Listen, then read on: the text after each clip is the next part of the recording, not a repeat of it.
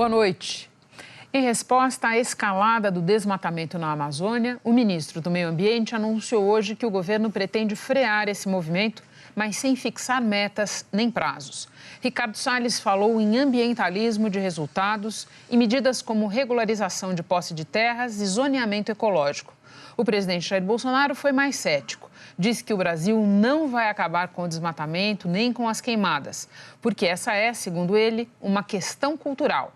Você vai ver também.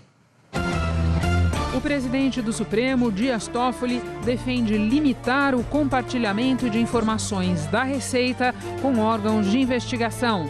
Mas quanto a relatórios do antigo COAF, o ministro vota por não haver nenhuma restrição. Morre no Rio o diretor de cinema Fábio Barreto. Ele estava em coma desde um acidente de carro há 9 anos. Em novo impasse, Israel caminha para a terceira eleição em 1 ano. E mais, expectativa de melhor Black Friday da década. As lojas físicas tentam de tudo, mas é o comércio eletrônico que impulsiona o crescimento da Black Friday. E o Flamengo chega a Lima para a final de sábado.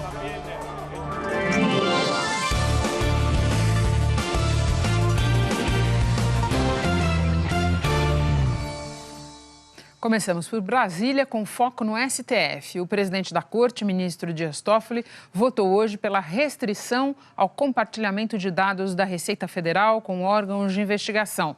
Toffoli, que é o relator desse caso, foi o único a votar neste primeiro dia do julgamento, que vai definir de que forma informações sigilosas poderão ser usadas em investigações. A repórter Giovana Teles acompanhou a sessão e agora vai conversar conosco. Giovana, boa noite. O ministro entendeu que deve haver limites quanto à Receita, mas não em relação aos relatórios do antigo COAF. Boa noite, Renata. Boa noite a todos. É isso mesmo. O Toffoli falou por cerca de 4 horas, Renata. E a conclusão do voto não foi muito clara, não. Tanto que depois ele pediu para o gabinete dele informar que no começo da sessão amanhã ele vai explicar melhor o voto. E repassou alguns esclarecimentos. Para o ministro, só deve haver restrição no compartilhamento de informações da Receita Federal. A Receita não poderá mandar para órgãos de investigação documentos completos, como extratos bancários e declarações de imposto de renda. Já com relação aos relatórios de investigação financeira feitos pelo antigo COAF, não há limitações no repasse deles, porque não incluem documentos detalhados. O que não pode, no entendimento de Toffoli, é o Ministério Público ou a Polícia Federal requisitarem que sejam feitos relatórios. Lembrando que o plenário do Supremo está julgando um recurso da PGR que questiona a decisão da Justiça Federal por ter anulado compartilhamento detalhado de informações sobre os donos de um posto de combustíveis do interior de São Paulo, por considerar que houve quebra de sigilo. A defesa do senador Flávio Bolsonaro usou os mesmos argumentos e pediu a suspensão de investigação contra ele, que usava relatórios do antigo COAF no caso de movimentações atípicas de mais de R$1 milhão na conta de Fabrício Queiroz, ex-assessor de Flávio, quando ele era deputado estadual. Toffoli acolheu o pedido e suspendeu investigações que tivessem usado informações de órgãos de controle sem autorização judicial. No voto de hoje, o ministro disse que há uma lenda urbana dizer que a decisão dele em julho tenha sido para beneficiar o senador. Que não está em julgamento, em nenhum momento, o senador Flávio Bolsonaro. A decisão que proferia a respeito da suspensão, ela foi com base na determinação legal, diz que havendo repercussão geral, o relator pode suspender todos os feitos em andamentos. Mas como envolvia a matéria criminal, além de suspender, eu suspendi a prescrição também. E, por outro lado, todos os relatórios que tinham informações globais foram permitidos a sua continuidade. É bom afastar essa outra lenda urbana. Não está em julgamento nesse RE nenhum caso do senador Flávio Bolsonaro. Não é objeto desse julgamento. O presidente do Supremo repetiu algumas vezes que a decisão provisória dele em julho não prejudicou as investigações e que é função do judiciário impedir investigações que, segundo o ministro, tentam assassinar reputações. Toffoli afirmou também que foram seguidas as recomendações do GAFI, o órgão internacional de combate à lavagem de dinheiro, e que os órgãos de inteligência e controle continuaram desempenhando as funções de alertar investigadores, que ninguém no Supremo é contra o combate à corrupção. Vamos ver o que disse o ministro. Talvez o mais importante aqui seja a questão da supervisão judicial para evitar abusos de investigações de gaveta que servem apenas para assassinar reputações sem ter elementos ilícitos nenhum. Em nenhum momento a decisão tomada por mim impediu esses vasos comunicantes. Jamais. Só pessoas mal intencionadas para fazer tal leitura. Só pessoas que não respeitam as instituições. Quem aqui é contra o combate à corrupção e à lavagem de dinheiro? Vamos acabar com essas lendas urbanas, vamos acabar com caluniadores. Temos que responder. Giovana, no início da sessão, falou o Procurador-Geral da República que, como a gente antecipava ontem aqui no Jornal da Globo, fez a defesa de compartilhamento sem necessidade de autorização da Justiça, seguindo padrões internacionais. Renata, Augusto Aras disse, no entanto, que o Ministério Público não quer acessar documentos na íntegra, como extratos bancários e declaração de imposto de renda, porque isso sim seria quebra de sigilo. Reforçou, como estava no documento que mandou ontem para os ministros, que se houver restrições no repasse de informações, isso vai prejudicar investigações já em curso e vai deixar o Brasil com regras diferentes de um grupo de quase 200 países que combatem a lavagem de dinheiro. Esse sistema opera em 184 países do mundo. E o Brasil necessita respeitar esse sistema, porque não é só os aspectos de combate à lei de combate à lavagem de capitais, não é só a lei de anticorrupção que está em causa aqui nessa sentada de julgamento, é também a credibilidade do sistema financeiro brasileiro. É um momento crucial para o crescimento econômico do país, que mantenhamos a estrutura da segurança jurídica também para essas relações econômicas tão relevantes. Reforçando então como terminou esse primeiro dia de julgamento. O relator e presidente do Supremo, Dias Toffoli, foi o único que votou. Fez restrições a repasses de informações detalhadas por parte da Receita Federal, mas disse que para os relatórios da Unidade de Inteligência Financeira, o antigo COAF, não precisa de autorização judicial. Pelo voto dele, para que as mais de 900 investigações paradas devem ser analisadas caso a caso para saber se respeitam ou não as restrições. Mas ainda faltam os votos dos outros 10 ministros. O julgamento vai ser retomado amanhã, mas a sessão vai ser mais curta. Então, esse julgamento, Renata, só deve acabar na semana que vem. De todo modo, tem mais julgamento amanhã. A gente volta a conversar. Giovana, muito obrigada. Continuamos em Brasília, porque no Congresso avançou o andamento de projetos que prevêem a possibilidade de prisão em segunda instância, aquela possibilidade que tinha sido afastada pelo Supremo num julgamento dias atrás. Prevêem esses projetos a possibilidade tanto no Senado como na Câmara, onde a Comissão de Constituição e Justiça aprovou hoje um relatório favorável a esse modo de execução de pena. Nós vamos agora conversar com o repórter Fernando Rego Barros, que acompanhou e tem mais informações. Boa noite, Fernando. O Senado está prevendo uma votação de plenário em primeiro turno já na semana que vem. Olá, Renata. Boa noite a você, boa noite a todos. Fazer mudanças no Código de Processo Penal para aprovar a prisão após a condenação em segunda instância é mais fácil e também mais rápido do que alterar a Constituição. A tramitação é mais simples e o número de votos necessários para aprovar menor.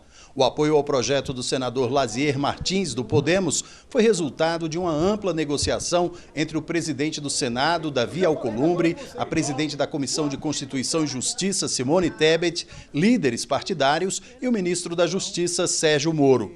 O projeto passou por ajustes da relatora Selma Arruda, do Podemos, e foi apresentado hoje.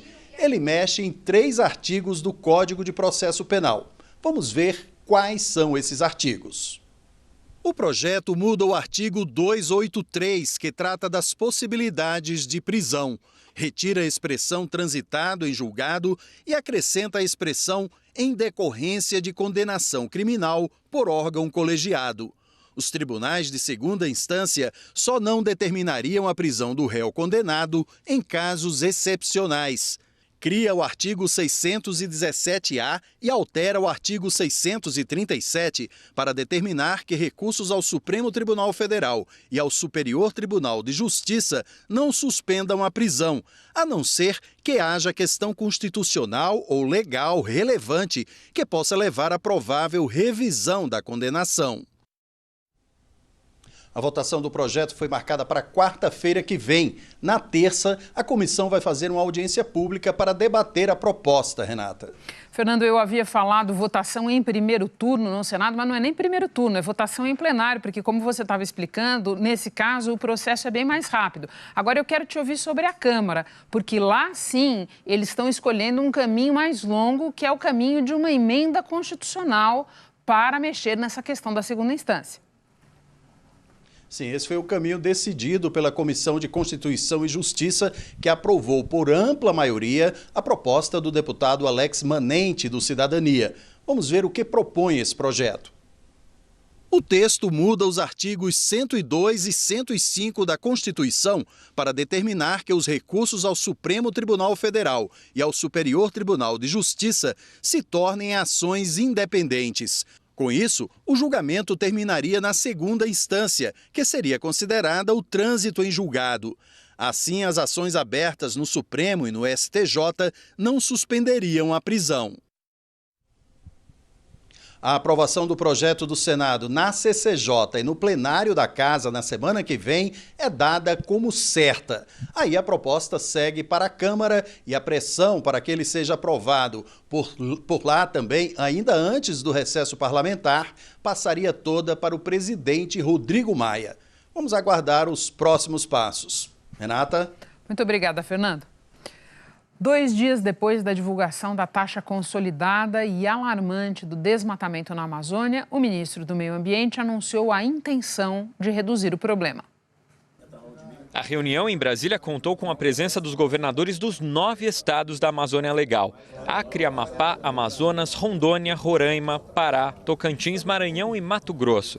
Depois do encontro, o ministro anunciou a intenção de reduzir o desmatamento até o ano que vem, mas não detalhou metas nem prazos. Mais importante do que estabelecer metas numéricas é estabelecer uma estratégia. Isso vai fazer total diferença nas ações de combate ao desmatamento ilegal. O ministro do Meio Ambiente falou em consenso de ações com os governadores, como ampliar a fiscalização, também um programa de regularização da posse de terra e um zoneamento ecológico econômico para definir investimentos de acordo com a vocação regional.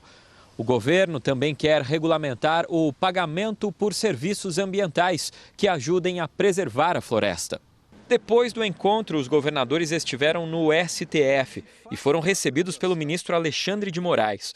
O grupo pediu que o repasse de 430 milhões de reais previsto pelo Fundo Petrobras seja feito diretamente aos estados, sem passar pelo governo federal. E agora aguarda a decisão do ministro. A decisão dele estabelece que 430 milhões de reais sejam repassados pelos critérios ali já postos para os 9 estados da Amazônia Legal. Ele não disse que era para fazer convênio, que era para criar burocracia, que era para o governo federal, via o Ministério do Meio Ambiente, ou via o INCRA, aplicar nos estados da Amazônia. Mais cedo, o presidente Jair Bolsonaro demonstrou pessimismo sobre a preservação da Amazônia. Foi em resposta aos dados oficiais divulgados na segunda-feira sobre alta de quase 30% no desmatamento na região, entre agosto do ano passado e julho deste ano. Você não vai acabar com o desmatamento, nem com queimado, é cultural. O assunto desta quinta-feira é justamente o que pode ser feito para conter a destruição da Amazônia. Uma conversa muito objetiva com 2 entrevistados. Tasso Azevedo, da ONG MAP Biomas, que aponta como medida mais urgente combater a grilagem de terras. E João Paulo Capobianco, que esteve no Ministério do Meio Ambiente durante uma outra crise no início dos anos 2000 e que ali participou da implantação de um plano que reduziu drasticamente o desmatamento durante um período de 8 anos. Episódio disponível logo mais no G1 e também nos aplicativos de podcast. Convido você a ouvir. O porteiro do condomínio onde o presidente Jair Bolsonaro tem casa, no Rio de Janeiro, prestou ontem um depoimento à Polícia Federal. A informação foi publicada pelo colunista Anselmo Góes, do jornal O Globo. O Jornal Nacional apurou que, ao falar à PF, o porteiro voltou atrás sobre a informação que tinha dado em depoimentos à Polícia Civil nos dias 7 e 9 de outubro. Como o JN revelou no dia 29 de outubro, o porteiro disse, naquelas duas ocasiões, que no dia do assassinato da vereadora Marielle Franco e do motorista Anderson Gomes, um dos acusados pelo crime, Elcio Queiroz, entrou no condomínio dizendo que ia para a Casa 58, que pertence ao presidente Bolsonaro, então deputado federal. O porteiro afirmou ainda que ligou para a Casa 58 2 vezes e que obteve de alguém cuja voz era do seu Jair, palavras dele, a autorização para liberar a entrada de Elcio no condomínio. O Jornal Nacional também mostrou, desde a primeira reportagem, que naquele dia Jair Bolsonaro estava em Brasília, tendo registrado presença em votações no plenário da Câmara. Fontes ouvidas pelo JN informaram que, ao depor a Polícia Federal, o porteiro voltou atrás.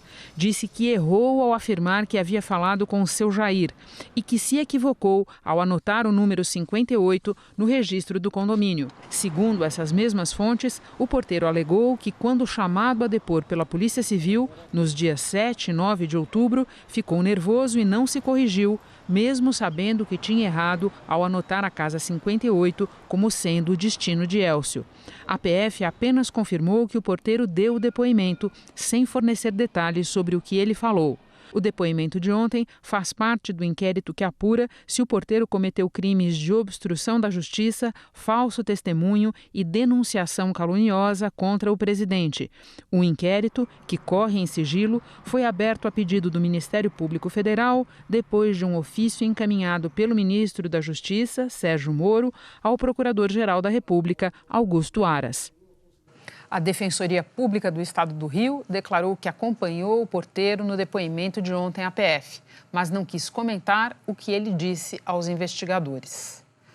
Morreu no Rio o cineasta Fábio Barreto. Ele tinha 62 anos e estava em coma havia quase 10, desde que sofreu um acidente de carro. Com o Quatrilho, Fábio Barreto lançou luz sobre o cinema nacional. O filme, estrelado por Glória Pires e Patrícia Pilar em 1995, foi indicado ao Oscar de melhor filme estrangeiro. O autor Valcir Carrasco lamentou a morte do cineasta e escreveu em uma rede social: ele deu início à retomada do cinema nacional com o Quatrilho, além de ter dirigido outras grandes produções. Fica aqui o meu abraço forte e sentimentos à família. Fábio Barreto fazia parte de uma família dedicada ao cinema brasileiro. Filho dos produtores Luci e Luiz Carlos Barreto e irmão do cineasta Bruno Barreto, começou a trabalhar na década de 70. Fez mais de 10 filmes. Em 1984, Fábio dirigiu o primeiro longa, Índia, a Filha do Sol, um filme com uma bela fotografia.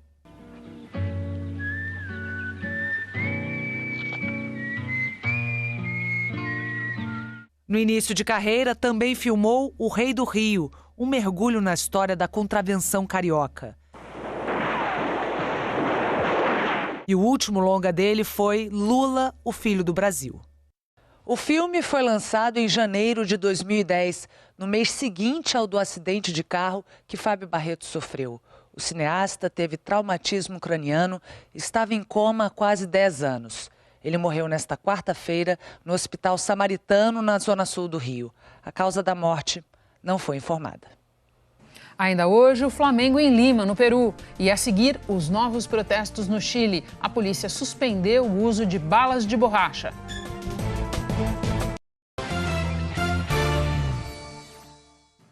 Vamos ao noticiário internacional. O embaixador dos Estados Unidos na União Europeia afirmou nesta quarta-feira, em audiência no Comitê de Inteligência da Câmara, que seguiu ordens de Donald Trump para pressionar o governo da Ucrânia a investigar um adversário político do presidente.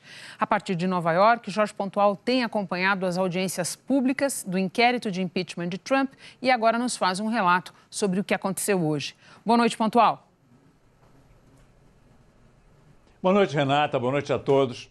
O embaixador Gordon Sondland confirmou que a ajuda militar à Ucrânia foi negociada em troca da promessa de investigar o adversário de Trump, Joe Biden.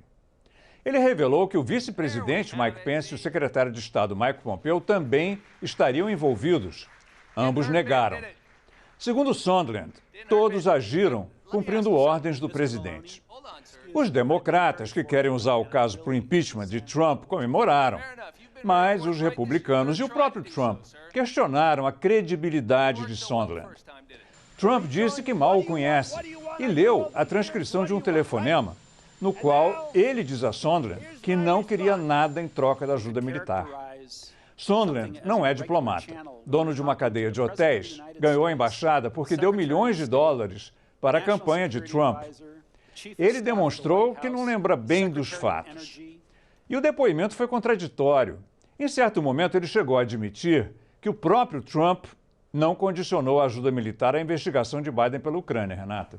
Pontual, agora quero te ouvir sobre Bolívia, onde a situação está longe de poder ser descrita como sob controle. Hoje, em Washington, a Organização dos Estados Americanos soltou uma resolução cobrando eleições urgentemente na Bolívia e um calendário claro para que isso aconteça.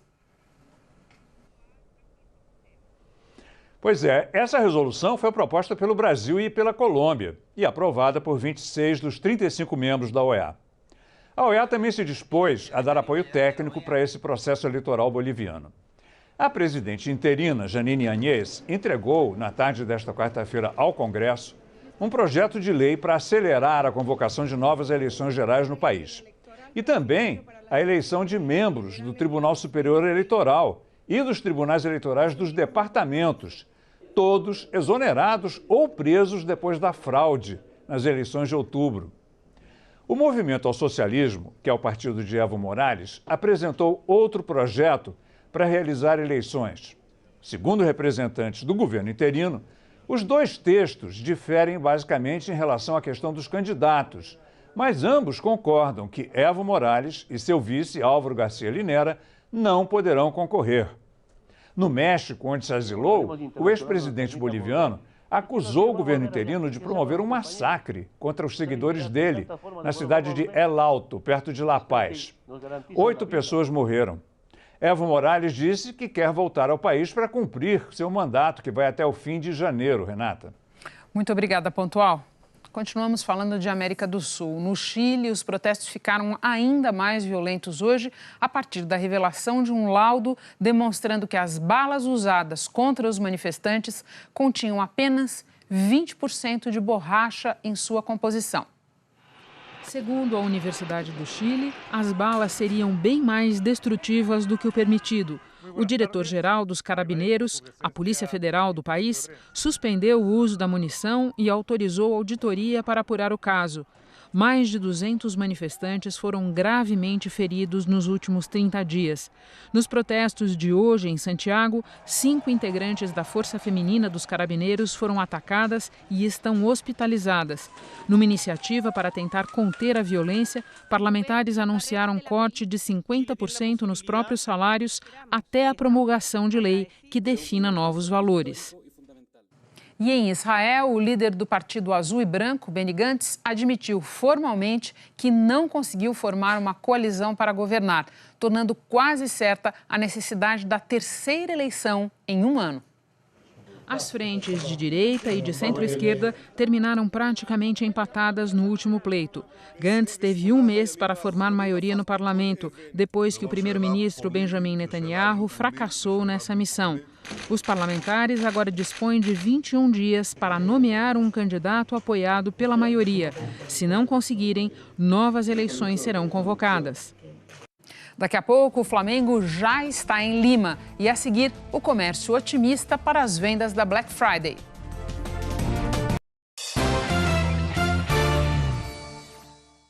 Voltamos para falar de desemprego. Ontem a gente trouxe aqui no Jornal da Globo os números mais recentes e eles mostram que esse drama continua a atingir 12 milhões e meio de brasileiros. Só que para a população negra, o mercado de trabalho é ainda mais difícil, levando muita gente para a informalidade.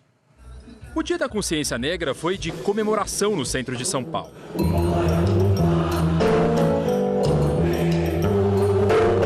Mas também de empreendedorismo, com uma feira para quem busca uma oportunidade de mostrar sua arte. Eu fazia alguns artesanatos, mas eu trabalhava fora. E aí, assim que eu saí do serviço, eu comecei a investir no meu trabalho. E aí eu comecei a fazer bonecas, comecei a fazer brincos, o pessoal começou a me chamar e começaram a me chamar para eventos.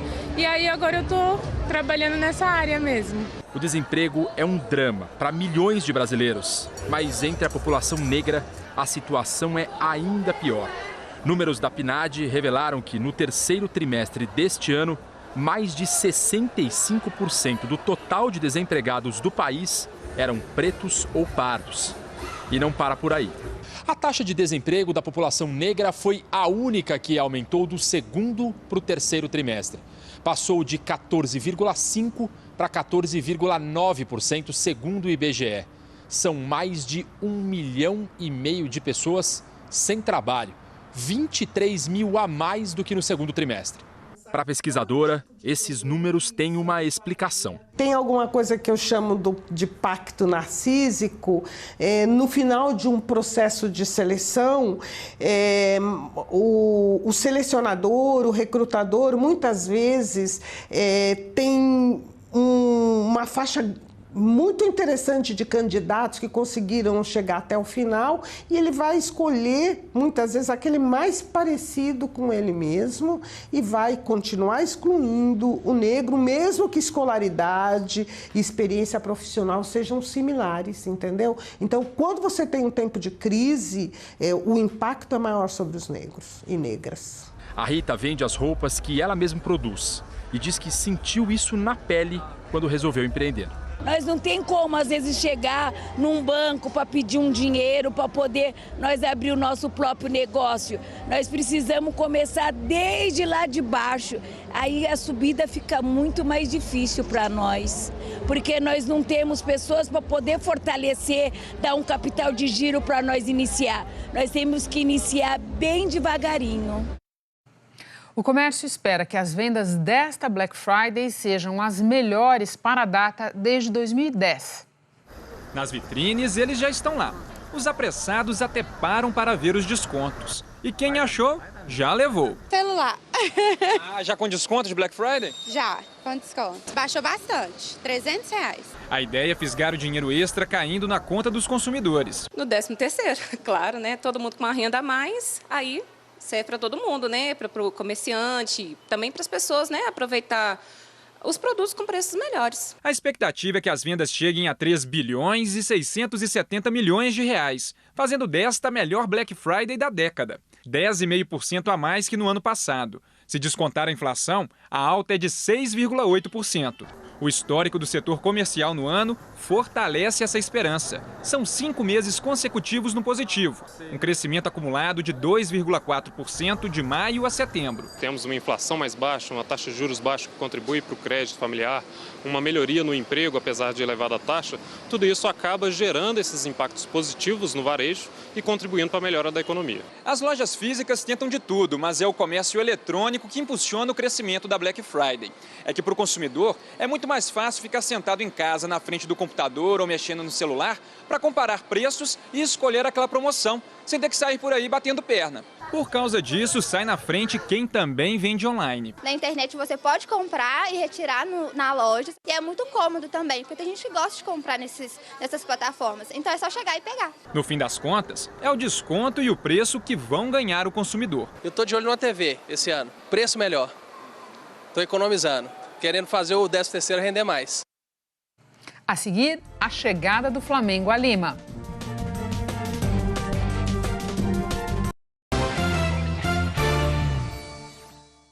O Flamengo já está em Lima para a grande decisão da Copa Libertadores contra o River Plate no próximo sábado.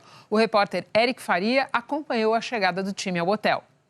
Olá, boa noite a todos. O Flamengo já está em Lima, na capital do Peru. Foi um desembarque muito rápido. Os jogadores desceram do avião na pista mesmo, entraram no ônibus e aqui no hotel com muita segurança. Passaram rapidamente por esse corredor. Nesse momento já estão em seus quartos, descansando. Afinal, na manhã dessa quinta-feira já haverá treinamento sob o comando do técnico Jorge Jesus. Todos os 30 jogadores inscritos pelo Flamengo na competição estão aptos, vieram aqui para o Peru, ou seja, o técnico Jorge Jesus pode escalar o que ele achar de melhor para essa partida. O Flamengo não disputa uma final de Libertadores desde 1981. O River Plate já é um time mais experiente, tem disputado com frequência jogos decisivos pela Libertadores, tem 4 títulos. Mas o Flamengo conta com uma grande torcida. Os jogadores contam com o apoio de milhares, de milhões de rubro-negros. E por isso a gente vai ver como foi a despedida hoje no Rio de Janeiro. Ninho do Urubu, CT do Flamengo, 9h30 da manhã. 10 mil torcedores, segundo a Polícia Militar. Pouco antes de 1 da tarde, o ônibus levando o grupo deixou o CT a caminho do aeroporto. Ao mesmo tempo, outros milhares de torcedores seguiam para lá, do subúrbio de Madureira, passando por muitas estações do ônibus do Corredor Expresso.